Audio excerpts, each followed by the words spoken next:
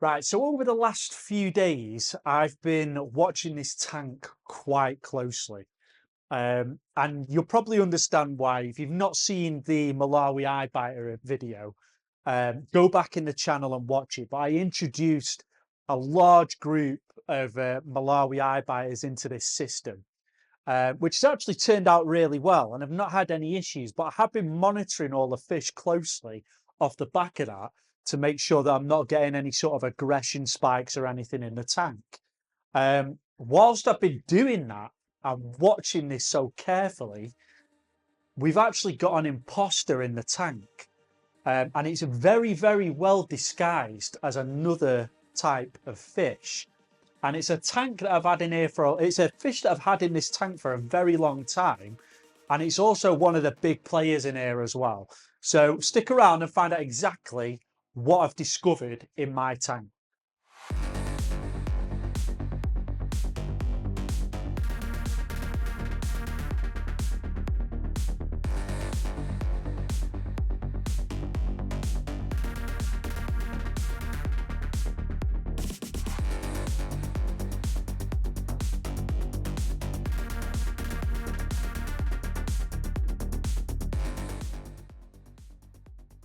So I'll tell you what this all boils down to, and how I come about sort of realizing this, and it's all based around this guy.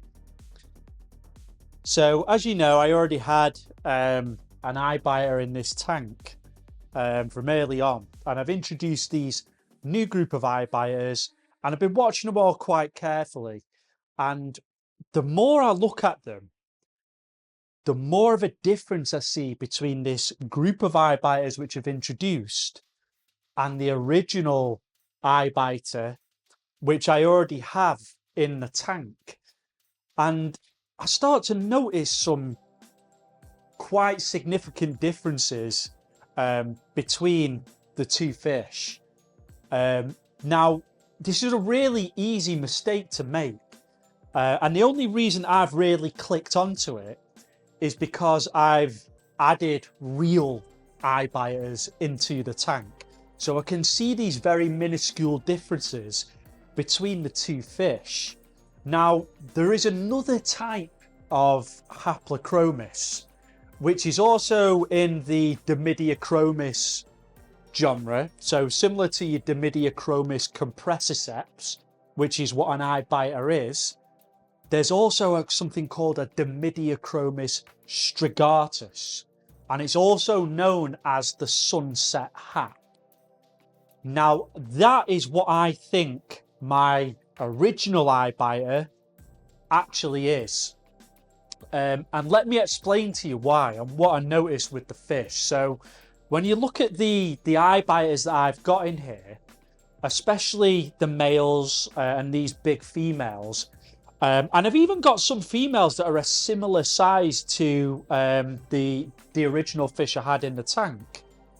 But you can notice that there is a lot more of an elongated snout on the eye biters that I've introduced into the tank.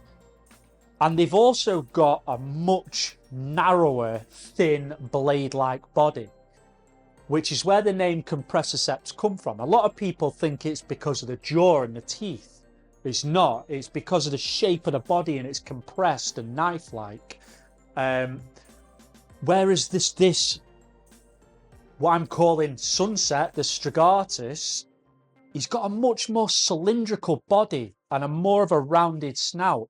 So I started thinking, why do these look so different? And the strigatus has been a fish that I've been aware of, but when I bought him, this imposter, I bought him as a Malawi eye biter, so he was ordered and delivered to be that fish.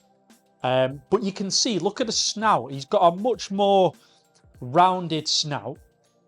It's not as elongated as the Malawi eye biters. And then if you look at him head on and his body, he's got a much more torpedo-like body as opposed to like a blade. So I've done a bit of research on these, and I really had to look quite deep into it, even to the point where I was comparing pictures of the fish on ChatGPT just to get a definite answer on it. And I'm almost 99% sure that this isn't a Malawi eye biter. I think it's a Strigatus. I think it's one of the Sunset Haps. It has all the telltale signs, or it has a little bit of red around the front finish, the front fins, and then it has these bright orange striations on the anal fin and the dorsal fin. And then it also has, when it's not coloured up, it has more like a vertical bars that run down the body, as opposed to the eye biters, which have the horizontal bar. So, and in all honesty, he doesn't tend to be that threatened by the big male eye biter that I've put in here either. Now, from research that I've done, these Strigatuses, the Sunset Haps, they don't grow as big as the Malawi eye biters, but from people that have owned them and things that I've read about them, they can be more aggressive than the eye biter themselves, which explains this guy's behaviour, because the Malawi eye biter is an ambush predator, where the Sunset Hap is a chase and kill. So they hunt in different ways. And he does a lot of swimming about, he does a lot of chasing, he's very aggressive, very territorial, whereas these eye biters don't seem to be as bad. But it's, if I hadn't have put these other eye biters into the tank, I wouldn't have had a clue, I wouldn't have known. It's just with the comparison of the two. So I'll get you some close-ups of them together. And you can see the bottom jaw really is protruded and out. A lot more of an elongated face on the eye biters in comparison to the Strigatus, the Sunset Hap.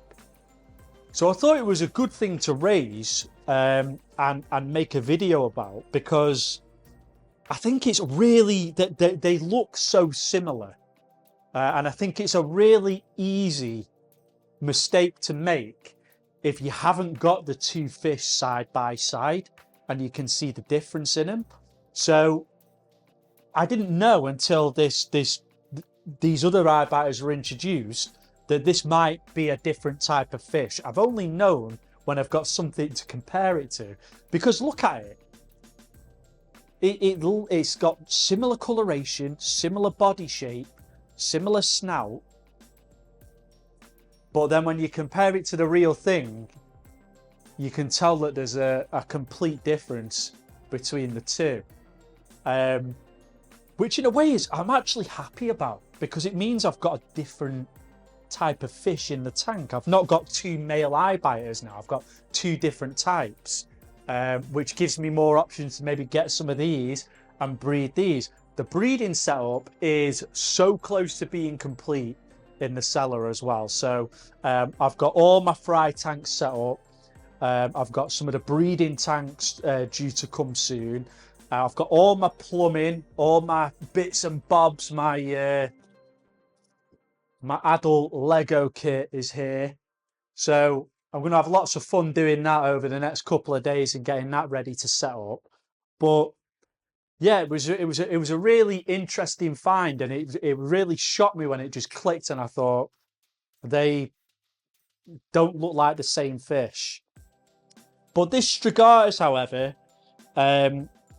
still a really nice looking fish. I mean, in all honesty, I think it's a better looking fish than the Malawi eye biter, because it's got that more cylindrical body, and because it's got the blues and them highlighted orange fins on it as well. You can see my male eye biter, he's struggling a little bit, so he's lost a lot of colour, and he's not eating too great. The females have started feeding. I've tried him on sinking pellets, which he doesn't seem to want to take, and I've tried him on floating food. I've tried him on frozen food, which I've defrosted and put in, and he's not. for some reason, he'll have a little peck, but he's not eating like a fish his size should eat. And like I said, he's dropped a lot of colour as well. So Andy, I know you saw one of the shorts online and commented on it, and I know this used to be your fish.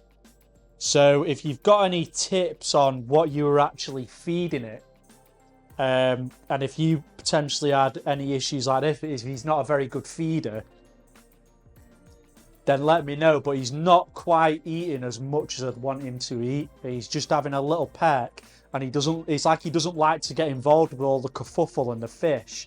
The Rostratus has really become the dominant fish of this tank since I've put these eye biters in. He's really flared up and he's really starting to show some attitude since introducing these other haps.